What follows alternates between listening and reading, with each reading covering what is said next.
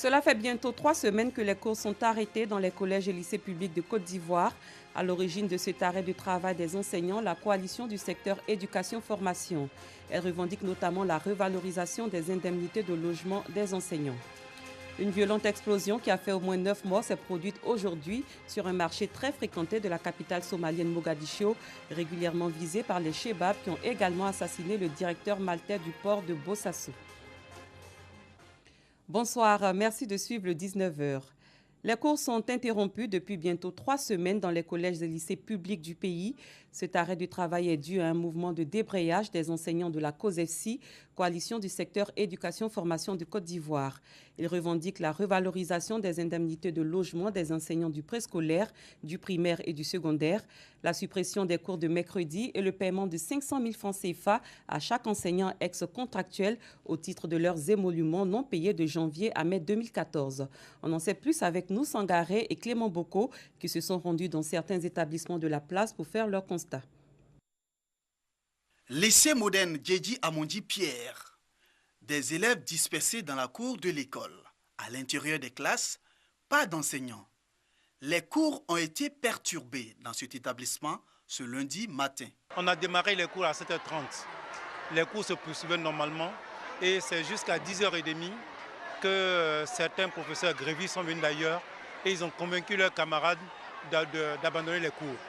Et c'est ce qui se fait et la majorité des professeurs sont partis. Les enfants sont oisifs et nous attendons demain, peut-être qu'il y aura la reprise demain. Issouf Diarra est un enseignant de français dans le dit lycée. Il a dû se retrancher dans le bureau du proviseur pour préparer l'examen blanc prévu le mois prochain. Nous avons un examen blanc en vue, donc nous pas à la maison. On continue le travail en essayant de préparer ces examens blancs-là. Donc c'est pourquoi je suis là. Ils sont en train de me saisir les textes et les devoirs des examens blancs. Plus de 2 semaines que les enseignants ne dispensent plus les cours dans les établissements secondaires publics du pays. Une situation qui a des conséquences sur le calendrier scolaire. Je voulais que ça se rétablisse dans les heures qui suivent. Et nous ne pouvons pas venir prendre le transport cadeau pour venir et puis on ne fait pas le coup. Ça ne nous arrange pas parce que nous sommes en retard sur les matières. Tout le monde est en avance, sauf nous sommes en retard parce que les professeurs font la grève. Nous sommes en classe d'examen, les professeurs ne viennent pas.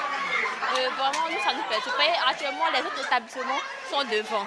Nous, on est encore en arrière. À l'origine de cet arrêt de cours, la coalition du secteur éducation-formation de Côte d'Ivoire, COSEFSI. 5 points sont sur la table des revendications. Le premier, comme nous l'avons déjà indiqué, et que nous soulignons toujours, c'est que les indemnités de logement attribuées aux enseignants de Côte d'Ivoire aujourd'hui sont caduques. On ne peut pas continuer de donner 40 000 francs et 50 000 francs à des enseignants. On demande tout simplement à l'autorité de revaloriser ces indemnités-là pour tenir compte, pour les mettre au diapason de la flambée des coûts des loyers en Côte d'Ivoire. Alors, pour ce faire, au niveau de l'enseignement primaire, nous demandons 120 000 francs. Et au niveau de l'enseignement secondaire, sans indexation, nous demandons 180 000 francs. La seconde, c'est la suppression des cours de mercredi dans le primaire.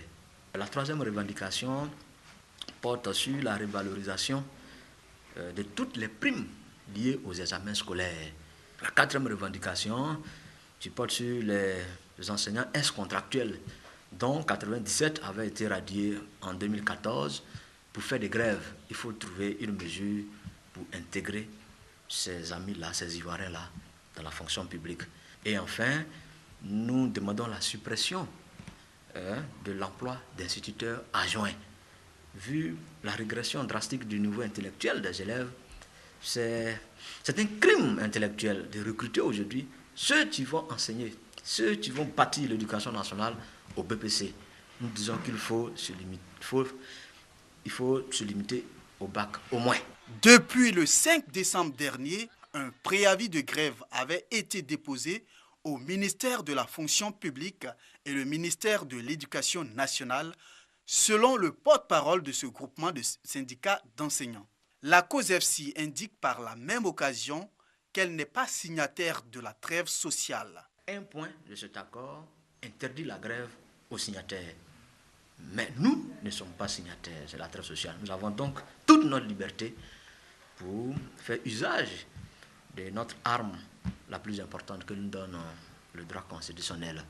Les enseignants du secondaire public entendent maintenir la grève jusqu'à nouvel ordre, selon les résolutions de leur dernière Assemblée générale qui s'est tenue le samedi 2 février dernier. Un mot d'environnement, l'Office ivoirien des parcs et réserves fait le point de son patrimoine. La question était au cœur d'une rencontre à Yamoussoukro. Pendant 3 jours, la direction de l'OIPR a dressé son bilan et envisagé des perspectives. La Côte d'Ivoire possède à ce jour 8 parcs nationaux et 6 réserves naturelles d'une superficie totale de 210 000 hectares. Kader Sogodogo. 8 parcs nationaux et 6 réserves naturelles d'une superficie totale de 2 100 000 hectares. Un véritable atout environnemental et un potentiel touristique énorme pour la Côte d'Ivoire. L'Office ivoirien des parcs et réserves, OIPR, a en charge la gestion de ces sites. Cette structure gouvernementale a réuni à Yamoussoukro son comité de direction et ses responsables des régions et départements du pays. Quel est l'état de santé de nos parcs et réserves? L'état de conservation des parcs nationaux et réserves de Côte d'Ivoire est globalement satisfaisant. Parce qu'il faut dire qu'à part le parc national de la Maraoué et le parc national de la Komoué, les autres sont vraiment dans un état de conservation satisfaisant. Aujourd'hui, l'OIPR est en train de penser à la valorisation de ces espaces. Que retenir en termes de perspective? Les parcs nationaux peuvent intégrer la destination touristique de la Côte d'Ivoire.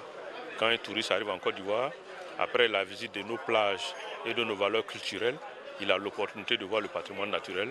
Sur le terrain, l'engagement de l'OIPR à mener à bien sa mission sera sans relâche. C'est un sacerdoce pour nous et c'est là-bas que nous nous sentons à l'aise. Parce qu'on ne peut pas dire qu'on est engagé dans cette histoire de conservation-là et puis demain, dire on quitte. C'est une histoire d'amour. C'est pour cela que malgré les périphéties, même quand souvent on est pris à partie par des populations, on prend courage et puis on continue toujours de sensibiliser, de faire comprendre, afin que tout le monde puisse avoir l'adhésion. Chaque parc et réserve de Côte d'Ivoire est doté d'un comité de gestion local qui se réunit 4 fois dans l'année. Il regroupe en son sein des agents de l'OIPR, les autorités étatiques et les populations riveraines.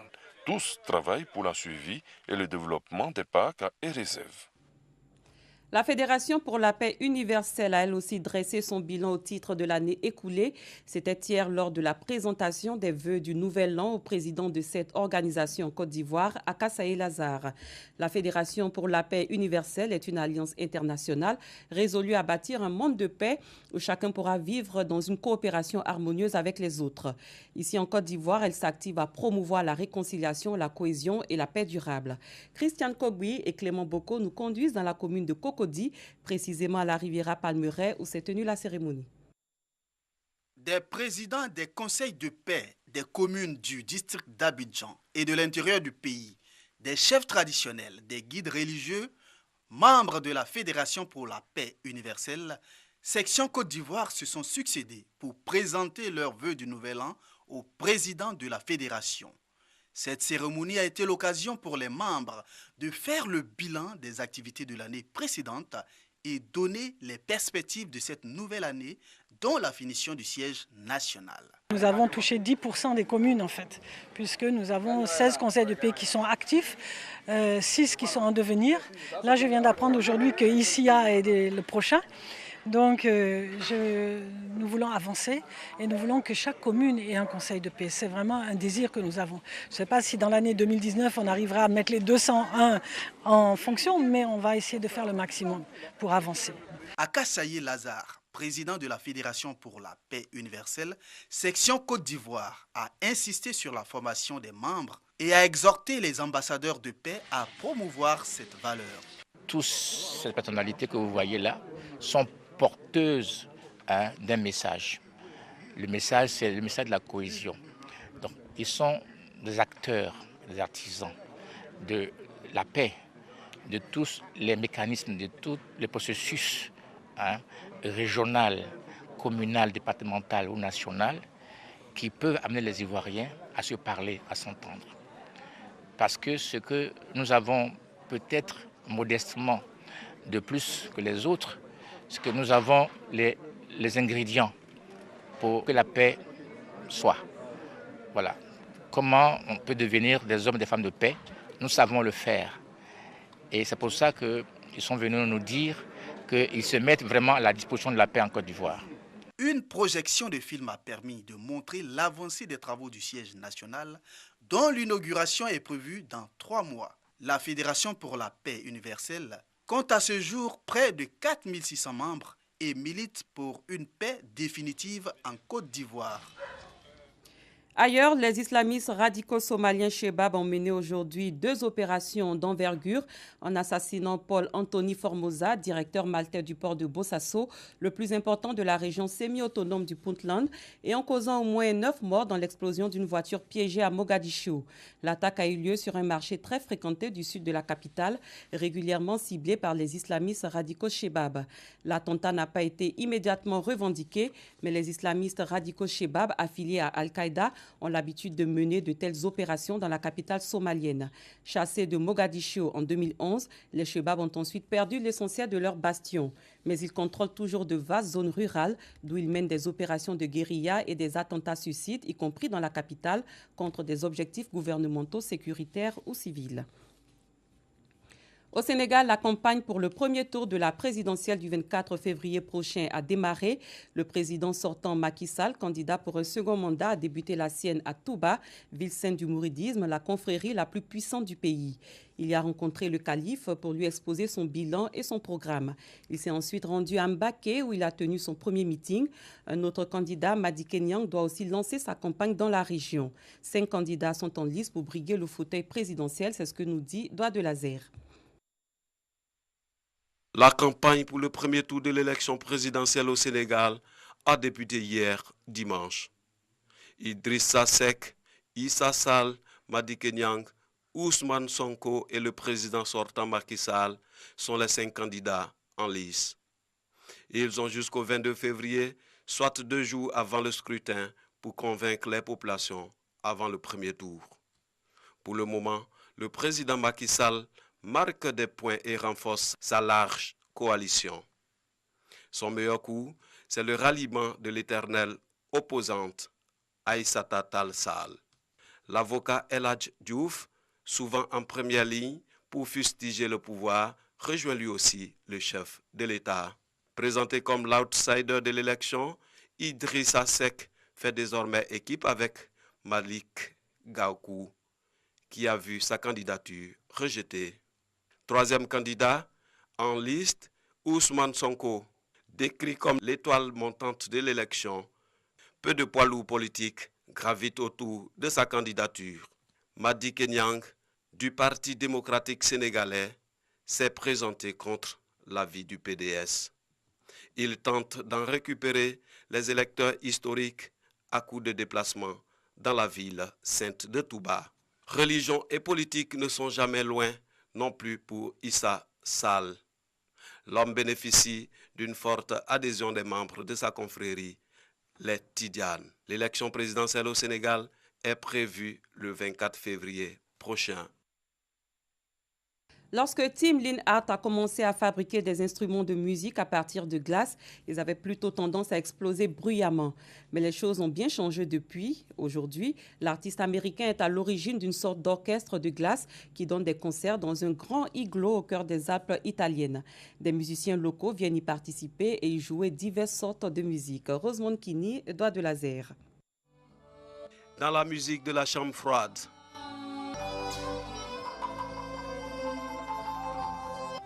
dans un igloo des Alpes italiennes, un concert d'instruments taillés dans la glace.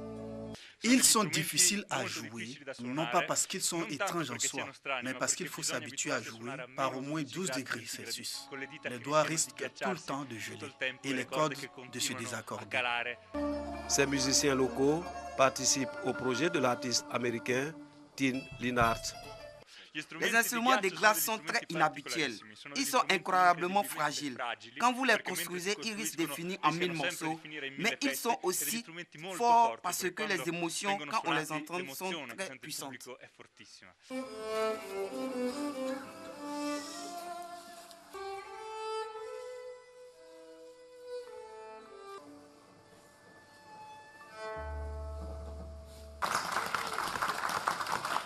Fin de cette édition. Merci d'avoir été des nôtres. Très bonne soirée. Les programmes se poursuivent sur RTI 2. À demain, même heure.